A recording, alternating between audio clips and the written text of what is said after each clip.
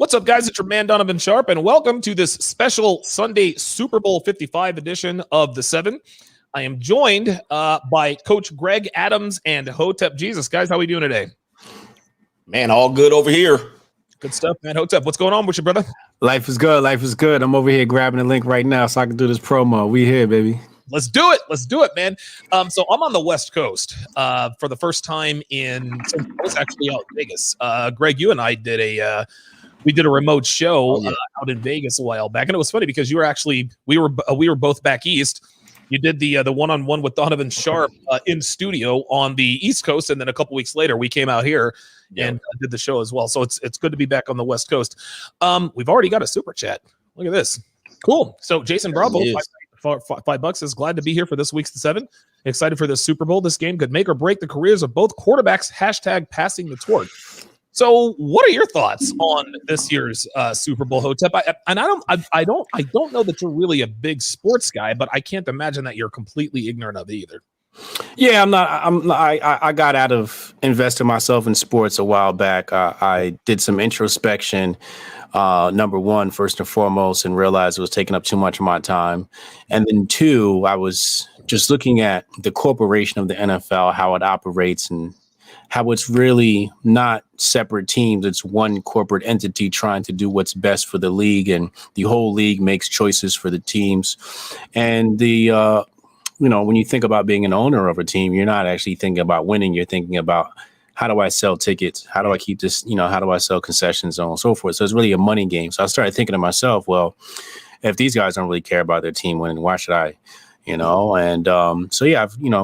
divested my time from sports, but, I still catch the replays and highlights and stuff like that. Cause, when you're an athlete in high school, you can't let that stuff go. I mean, I was the type of guy where, be a Saturday and me and the boys get together and we playing football outside, we playing basketball. So I was an athlete, so you can't help but to watch the highlights and enjoy the sports.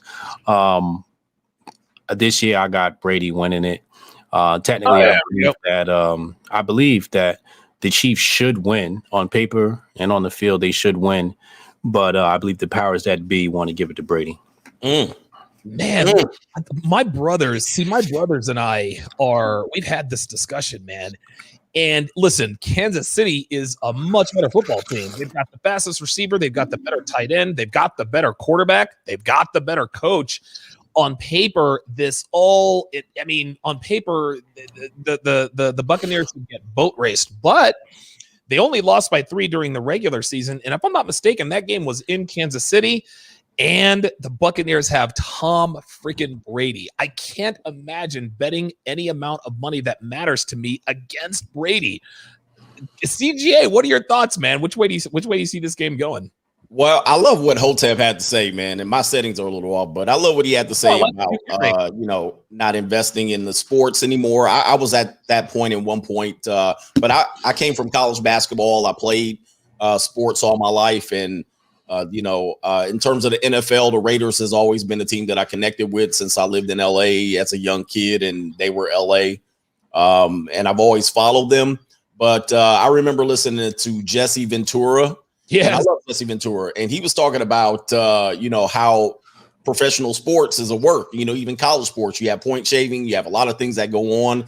A lot of teams will never even try to build to win championships. They just want to make money, right?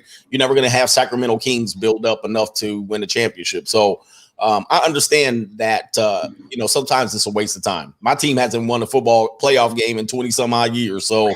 It's tough to keep rooting for your team and they ain't never going to win. So in terms of this game today, if we just take it from a fan perspective, I'm looking at Kansas City as the pass the torch team. They have a dynasty on, they can win 5 Super Bowls at this particular point with Patrick Mahomes and all that stuff. But if you want to go into your conspiracy theory for the most part, I could see them making a play more or less to try to get Tom Brady another Super Bowl just to make him indistinguishable. But I don't think so. I'm gonna go with my gut. Let's go with Kansas City. Okay. All right. Interesting that you talk about the Raiders. I think the last playoff game the Raiders won was the 0-2 AFC Championship game. Yep. When they advanced to Super Bowl 37 against the Tampa Bay Buccaneers, and of course, the dump truck. The weird thing about that Super Bowl is, and you probably remember this, Greg, Barrett Robbins, the night before the Super Bowl, goes down. He has mental problems. He went down to Tijuana, got in a fight, and was arrested by federales. Like, it was crazy. Pro Bowl center out for the Super Bowl. Was one of the out for the Super Bowl. One of the weirdest things.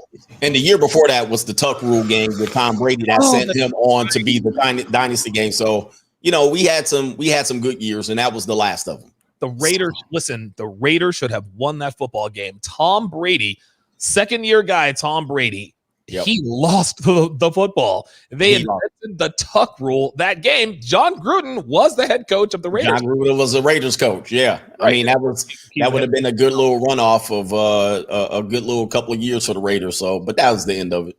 Well, listen, John Gruden went to the Super Bowl with Tony Dungy's team the very next year because it was the Eagles who beat Tony Dungy in the playoffs, and the Buccaneers fired Dungy, who then goes on to be the first African-American coach to win a Super Bowl in Super Bowl 41 when they beat the Bears. I know all this stuff. Yeah, you got it down.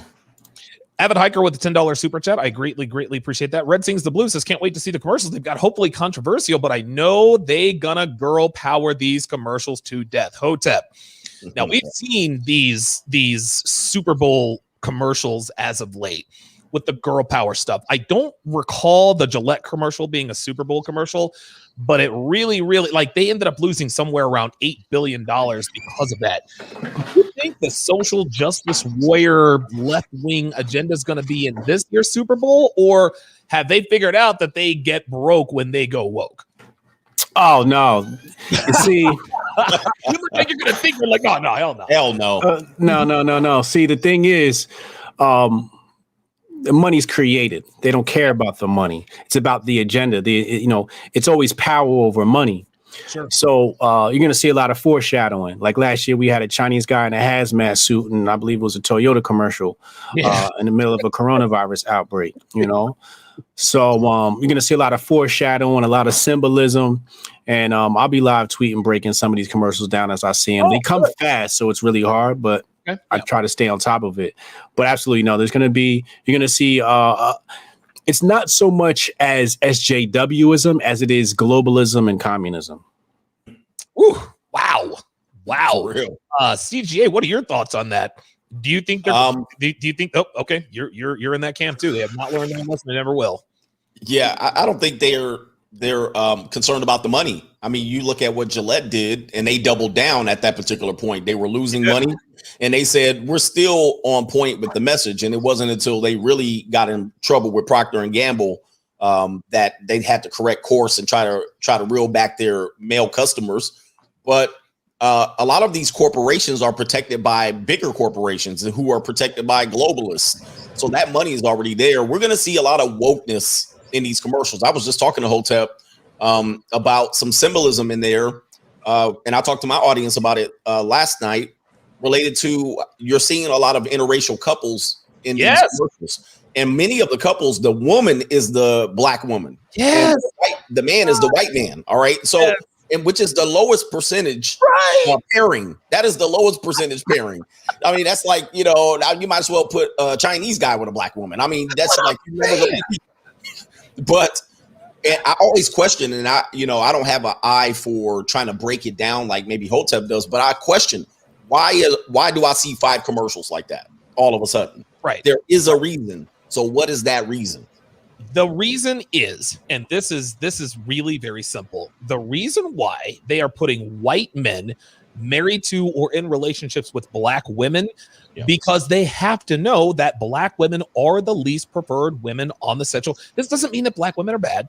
This doesn't mean that there aren't hot black women all over the place. But by touting the gross exception to the rule as the rule, this is why the dating market is such a shit show, because we're trotting out the least common denominator, right? Every once in a while, you'll see a brother with a white girl, and I'm like, okay, maybe they're starting to get it. Then I see 3, dude. I've seen car commercials, white husband, black wife. I've seen pharmaceutical commercials. I mean, it's all over the place. It's not just car commercials. It'll be like 5 different commercials. One for Hershey Kisses, and you're sitting there like what happened? They all got at the same time for this agenda to push. So, well, Hotep, what are your thoughts on that, Hotep? Why are they touting out the white man, black woman as the norm on commercials when clearly it's not? Well, the black man is the epitome of masculinity. They can't have the black man in a masculine role. They have to put the white man in the role of masculinity. So that's one aspect of it, right? Okay. You know, what I find funny is, you know, Coach Greg sees that. I also see black men with white men. You see them. Yeah. You know, anytime you see a gay couple, you always see a black man involved, right? And that even happens in the real world too. Real talk. You know? Yeah, especially amongst conservatives. But another story. Hey, listen, man. Listen, I got no problem with my homosexual brothers. They got the right too. I ain't mad at you. yeah. But when we're talking about miscegenation, the last thing they want to do is push the black man as the pinnacle of masculinity, as being the patriarch. It's much safer to have the white male as the patriarch because they've dialed back his masculinity. Period. The white male masculinity has been dialed back tremendously. This is we talked about this other night in the hip hop course with Thaddeus Russell and Kamasi Hill. We're talking about how why is it that white boys flock to hip hop, and it's because of the political correctness and the cuckoldry that has overtaken white culture, where in the black community being politically incorrect is a common thing. You know, the language that we use, and we're just used to being politically incorrect. So hip hop is where white boys go to feel free to express their masculinity, so on and so forth. So the last thing you want to do is prop a black man up there with a white woman, you know, who is the most coveted female on the planet. I actually alluded to part of this the other day. I'm probably going to do an extensive video, probably maybe about 20 minutes on an industry that most people are unaware of. And that industry is attacking black masculinity. There is a reason why there are so many channels on YouTube who have 2, 3, 5, 600,000 subscribers who do nothing but attack masculine behavior. Attacking black masculinity has become an industry. You want to know why? Is because platforms like this reward it. Okay. I'm not going to mention these channels' names, but there have been channels that are popping up everywhere, going after guys like Hotep, Coach Greg Adams, myself, Kevin Samuels, exposing Kevin Samuels, exposing Donovan Sharpe. The algorithm rewards these channels. This is why. And again, listen, no shade on the guys that come after us. They are simply providing a supposed market need. They're looking at all these channels. One guy had 5,000 subscribers 3 months ago. He's now at 75,000. So it should come as no surprise that these channels are popping up everywhere. Black masculinity is a direct threat to, I guess, the social order. This is the reason why platforms like this push these things up in the algorithm. This is why these channels grow so quickly and ours just kind of creep up little by little. Attacking true, traditional, conventional African-American male masculinity, that has become an industry, because if you talk about guys like us, you are rewarded very handsomely. CGA, do you agree or disagree? I agree. I think what you're talking about here has been already put into place. If you think about Lyndon Baines Johnson and the Civil Rights Acts, it was always about remove black masculinity from the home, and then you have the family. So you make sense. That makes sense. I haven't noticed the channels that attack or expose us for the most part, but I do know if you do searches on certain people's names, those videos, these so-called exposed videos, come up before the rest of your catalog comes up. You know, wait a minute, I have 1,000 goes on. Why aren't they coming up? Some exposed video is coming up ahead of that, maybe in the second or third of those choices. So, yeah, masculine part is the biggest threat to any of these systems they want to put forward.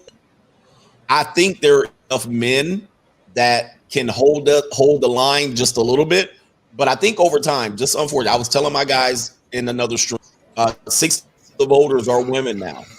You know, not a lot of men go to the poll. The corporations know that the women are going to be the spenders I mean, it's almost to the point now where you just have to. I've been saying this for a long time. You got to let it burn. You know what I mean? You got to let them live out what they want. If they get what they want, ultimately, either it's going to go into communism or socialism, or it's going to burn. All right. There's no in between. I don't see men going to be beta enough to follow this down the line. If it continues down the line, there's going to be communism / gulag or burn down. I mean, that's all I see. Now, I may be wrong on that. There may be enough guys that go, okay, we'll do the cooking and the cleaning and let the women do it. I don't see that as an option. I think it's going to be a divorce culture. There's going to be the dating market is going to be a disaster. How it is. You're going to have a lot of women saying, well, I have a house, a car, career, and I still can't find a man. They're going to say, what happened? Where did it all happen? That's what they're going to say. All right. And that's what they're going to have. All right. And I'm going to sit on the sideline watching it burn. Hotep, what are your thoughts on the industry that has become attacking black masculinity? Do you agree or disagree that it is now an industry? Yeah. So we saw the early signs of this. 2 examples. The first one was on the Black Lives Matter website where it said mothers, parents, children. And the first time I caught that, because I do my research and I was like one of the first people to bring that to the forefront. I said, look, I screenshotted it. I put it on the internet and I said, why did they remove fathers here? The second one was a Root article, the root.com, purchased by Huffington Post. Okay. Said black men are the white people of black people. Oh, I remember that. It's by Corey Alexander Haywood, and I broke that down. Yes. Yeah. And that was written by a cucked black man. Yep. Yeah, who probably has a white male husband. So yeah, this is a real thing. This is a real thing. I mean, black masculinity is centuries old. Yeah. Going back to the Punic Wars, the Punic Wars were not won because Rome had a superior fighting force. Mm-hmm. It was won because Rome was practicing guerrilla tactics. They would attack and run because they knew they couldn't take on these forces head on. If you look at all the sports, the main sports of America, they're dominated by black people, even soccer. If you look at the last World Cup, Africa, 75% black. Yep. 75% black France. Yeah. And they dominated the World Cup. Yeah. So, and this is genetic. This is a genetic predisposition to being physically superior. This isn't, conjecture or rhetoric it's black Listen, nationalism. Right here, Hotep. It's hard to. And again, this is not anything against any other race. This is just facts. Mm-hmm. This doesn't mean that you're inferior. No. Black people are physically superior to every other race. And the proof of that is on our playing fields. Baseball, which is made up of 8% of all Major League Baseball players of all time are black. Yet the top 6 home run hitters of all time are black. Barry Bonds, Hank Aaron, Ken Griffey Jr., who's another guy? A-Rod has 600. Willie Mays. That's 5 out of the top 6. Dude, I don't even need to talk about the NBA, right? Mm-hmm. You go into the NFL, 75% of NFL players are black. 30, I think it's something like 30 of the last 35 Mr. Olympias in the bodybuilding. Yeah. Lee Haney, Ronnie Coleman, Phil Heath, Sean. Listen. Right. This doesn't make white people, Indian people, Asian people. This doesn't make you inferior. Right. It's just that we as African Americans, we are physically, genetically superior. This is why I can stuff my face for 6 months and then get ripped in 3 months. This is just how it is. I'm not trying to say, well, no. I don't need statistics. Just open your eyes. Please continue. Look. Yeah, right. Yeah. So, just knowing that based upon genetics means that the oligarchs that sit in a position of power, if they want to destroy the family household, they have to destroy first the superior patriarch. Yep. Now, the white patriarch has already been Cocked. They've already destroyed. They destroyed that the rock music when they had white boys wearing dresses and lipstick and painting their nails. Right. Yes. So they successfully done that. They successfully done that through the Puritan movement, political correctness. Yes. You know, white men are so afraid to like even say things online. Like, oh my God, I don't know if I should say that. You know, and that's why like people like Hotep Jesus have come to the forefront, because it's like, I'm not afraid to say shit. No. And people are like, why are you not afraid? And I'm like, is it because I'm black and I haven't been cucked and hip hop kept that rebel in me? Probably. Could be. Could be. Like, oh God, like listen, facts are facts. You can't dispute facts. Red Pill Mike says Brady all the way. People forget that Belichick was unsuccessful prior to having Brady as his QB, and now the Pats failed to make the playoffs. I slightly disagree. Yes, it is true. Bill Belichick was 5-11 before Brady got there, and I think he was 4-12 after Brady left. But if not for Bill Belichick, Brady doesn't win 6 Super Bowls. If Brady is any, and a lot of Bill Belichick has taken a lot of heat because Brady appears to have won the divorce. Okay, listen, he got to the Super Bowl, and Bill Belichick is sitting at home. There's no doubt about that. But Bill Belichick's the greatest coach. He's the greatest coach of all time. They might rename the Super Bowl trophy after him. I wouldn't have an argument with it.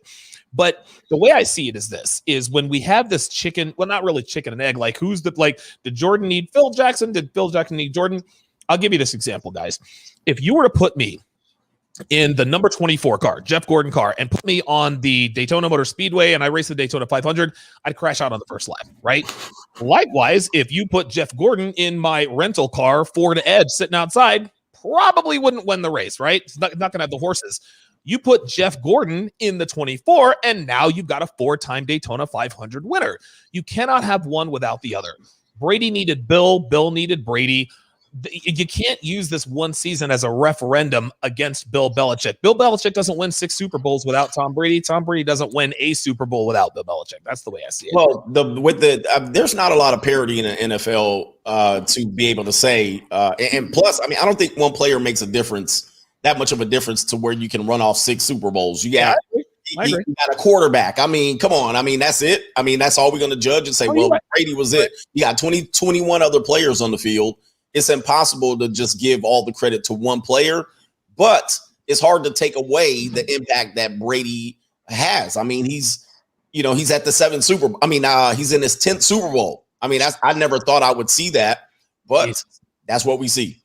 It's incredible. Listen, and I agree with you. Guys like Max Kellerman, who's been a Brady detractor, and he's had to stick to his word. Oh, Brady's he's gonna fall off the cliff.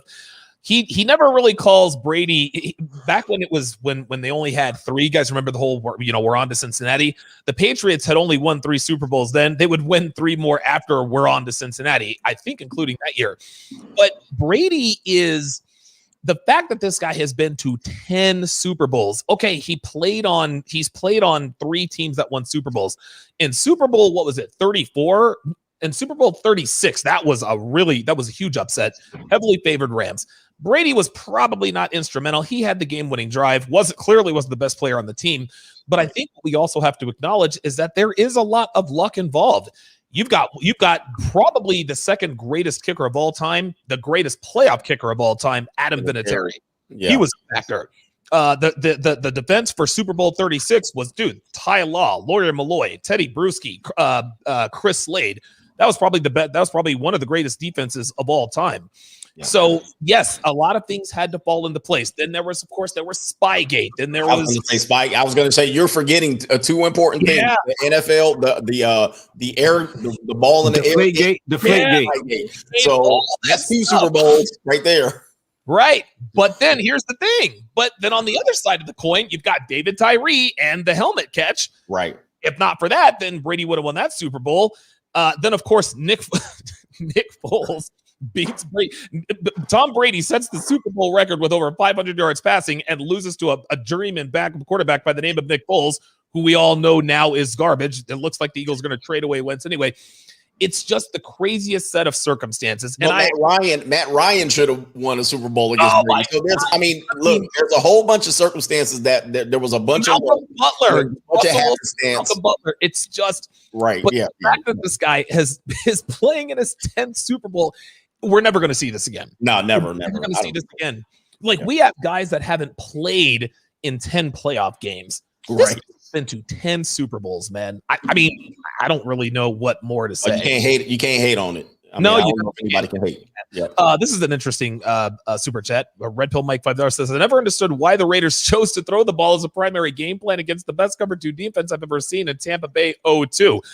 Rondé Barber, Derek Brooks, John Lynch, Warren Sapp. Oh my God, that was an unbelievable defense. Yeah, but you had Rich Gannon was the MVP of that year. So I mean, and then we had Jerry Rice, and we had Jerry Rice and Tim Brown. Yes. So I mean, those were our. I think our back was Curtis Garner.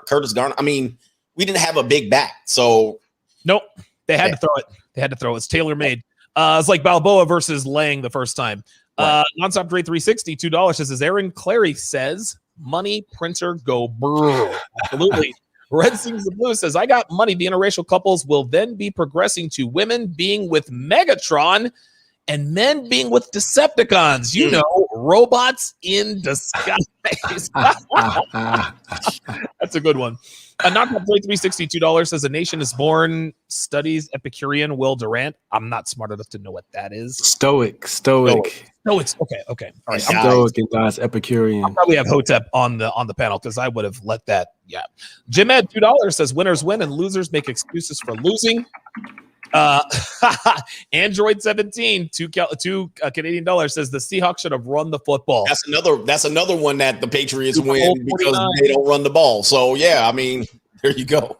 And get this, the Patriots probably beat the Eagles in Super Bowl 52 had Malcolm Butler been on the field. Like, what are we doing? Like, it's my God, there's so many things that have factored in to this. Guys, listen, man, this was a really good discussion. Like I said, we were going to just keep this high and tight. I know everybody's got Super Bowl activities to get to. Listen, man, tell the people where to find you. Hotep. Hotep Jesus. Find me at briansharp.co. Follow the movement, Hotep Nation, hotepnation.com. Yeah, Hotep Jesus was absolutely the inspiration for all of the cool graphics that I had back at home. I saw you for the very first time with those moving overlays. I was like, yo, you remember the text I sent you? I was like, yo, what? Who? When? How much? Appreciate you being the inspiration for that. CGA, tell the people where to find you, man. Yeah, man. Find me main platform here, YouTube at Coach Greg Adams. But if you ever are looking for in-depth information, GregAdams1.com. Okay, very good. Got one last super chat here from Ruben G. He says, with all due respect, have you guys read Outliers? Yes, I have. That is a very, very good book. He says, would opportunity contribute to having many Black Americans predominantly in sports? Actually, that actually works against the argument. Black people don't play baseball anymore. They just don't. Yet the ones that do dominate, right? So, and I guess we're talking about privilege and inner city and this and that and the other. Listen, man, Black people and white people in this country have the same opportunities to play the same sports. Black people don't play hockey, okay? Black people don't play baseball, yet when they play these sports, they dominate. Listen, man, Black people dominate in every sport. Track and field, weightlifting. I mean, the list goes on and on. This has nothing to do with opportunity and more to do with genetics. I would actually go as far as to say that white people, non-Black people, have more opportunities to play the auxiliary sports, yet when Black people get in there, they dominate. Hotep, your thoughts? Yeah, no, I think that baseball just has too many high barriers. You need a ball, you need a baseball bat, you need a glove, you need catcher's mitt, and you need the catcher's thing. Then you need the bases. It just takes too much. You see, a basketball is like, yo, we got the ball, we got the hoops, and in every hood is a million basketball courts, right? And when you look at football, it's like, all you need is a football. We can figure out what the end zone is. So the barrier to playing is a lot different. Let me just add one thing real quick on that. When I recruited basketball players, I sometimes recruited for other head coaches. I was an assistant coach, and we would recruit certain players off potential alone. Okay, we would bring them in. They got long arms. They're fast. They don't have any skill. They're aggressive. But then you would see a kid working hard. They had a trainer. It would be a white kid, right? They're doing everything right. They know all the moves. They know the plays. And then the coach will say, yeah, but they don't have potential. This kid's athletic. And what it was the coach basically saying they got the genetic gift. It doesn't matter how hard that kid works, how many training sessions they have. Sometimes it doesn't matter because if this kid's bigger, stronger, faster. Yeah. With the bigger, stronger, faster potential, as opposed to some kid that's smaller a little bit. Now, every now and then that works out in your favor, like Edelman, the receiver. Okay? Right. There's not a lot of Edelmans, and you can't put 11 Edelmans on the field. No, you can't. You have one Edelman and 10 other studs. And I'm sorry, I'm going out of focus here. I'll switch. No, that's cool. There you go. Anyway, that's my point on that. But let's talk. I want to talk about Edelman and who's the other little guy that Tom Brady used to throw to. Listen. At one point, the Patriots had Julian Edelman, Chris Hogan, and Danny Amendola. And then, of course, they had They have three tiny white guys and a polar. Right. Won 13 games. I'm like, dude, why Belichick is the GOAT, man. Yeah, but there's another guy we're missing. I forget who it was, but you can make these players, right? Yeah. Like when we look at how Belichick's playbook was set up, it wasn't run and gun. It was nickel and dime, West Coast yeah, just hit 5 yards here, like real quick. And so you didn't need Wes Welker. Thank you. That's the guy I'm talking about. Wes Welker. So I'm like, these guys, I can't give them too much credit. I'm like, you can make a star player. Like you could have grabbed me, trained me up, and I could have been looking like a fucking Super Bowl guy if you threw the ball to me every round. But would you cut across the middle 5 yards running towards a linebacker? See, I don't know. Mentally, you're gonna do that. But Wes Welker was. Listen, all those white boys, those tiny white boys knew. Yeah. The only way I'm making this roster, I got to go over the middle, man. I got to face Ray Lewis and those dudes. And now, sadly, you listen to Wes Welker talk, he's probably not going to be with us too much longer. He's had a lot of concussions, man. He really has. But Danny Amendola was somewhat successful in St. Louis with Sam Bradford. With the St. Louis Rams, he goes to New England. He shines. Wes Welker was decent in Miami. He goes to Wes Welker. He goes to New England. He's a Pro Bowler. Chris Hogan was probably selling insurance 2 years ago, or he worked at Jersey Mike's. He goes to New England. All of a sudden, now he's a superstar. Right. Julian Edelman played quarterback in college for Kent State. Nobody knows where the hell that is, and all of a sudden, he's the number one receiver on the squad. Right. It's the system. It's Bill Belichick. It's Brady. Yep. Wes Welker doesn't do what Danny Amendola, Chris Hogan, they don't do this in Oakland. They don't do this in Cincinnati. So it clearly was the system. The super chat's still coming in. Let's quickly get through those. Thanks for the question, Ruben G. Jason Bravo, $5 says, if Brady wins, no question, he's the greatest quarterback in history. Peyton Manning set the stage by the first quarterback to win 2 Super Bowls with 2 teams. No, Brady became the GOAT when he won Super Bowl number 5. Anybody, listen, man, you can love Brady, hate Brady. Brady's the GOAT, dude. There's no argument. If he wins the 7th Super Bowl, no.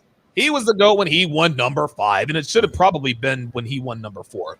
Right. David Rogagna, $5 Canadian dollars. So shout out to Coach Gang, brought the De-Evolution book. My God, it's a masterpiece. # Coach Greg Adams. Very good. Excellent. Oh, there we go. Right there on right there on cube.